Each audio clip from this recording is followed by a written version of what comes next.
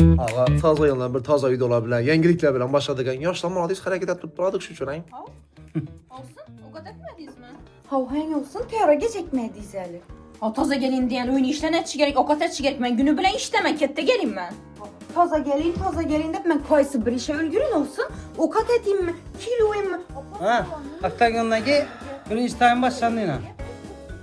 Düşünmedim siz akşam asılışıp başlayatır mısınız? Ama Akaran, siz bakayın, menden burun düşken bolsanız, meni yaşım ketdi, yaşımı hürmet edeyim. Siz taza gelin, sen ben işten etçiz gerek, avukat neme etçiz gerek. Öyde oturğanda ki ben bekars günü bilen, ben iştemem günü bilen işlek gel benim avukat neme etçim gerek mi? Ama öyle oturganım bilen bakın, ben eğrim bakıp oturttu. Ha karaş gerek bir üye, ben anla bir karar. Menem erim bakıp oturttu, menem erim işti, erim bile itti hareket yazıydı, ben pes et yürütmem. Bulan eli cengi tamam bu muydu? Makara sen bu tazasını gördün mü? Oh, baba. Atem, yaştan lan. Makara özü 3 milyon pomada bambu aslında.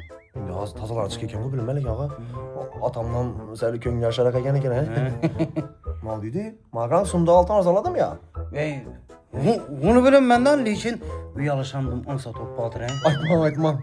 Bana iltimas bir çıkın koymayan avukat etçim gerek. Özüme de bakın, ne için Stop, o kelle hareket komunu ve toktat bir ermek yiyip oturma kabinesi yok mu? Yok hiç neyse bu kadar pişmeyen akır. Mey, Dayım. et beni. Me. Ağa, mek, kivi.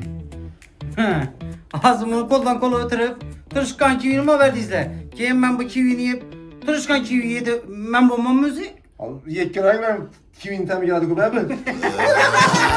Один черный русский мальчик заработал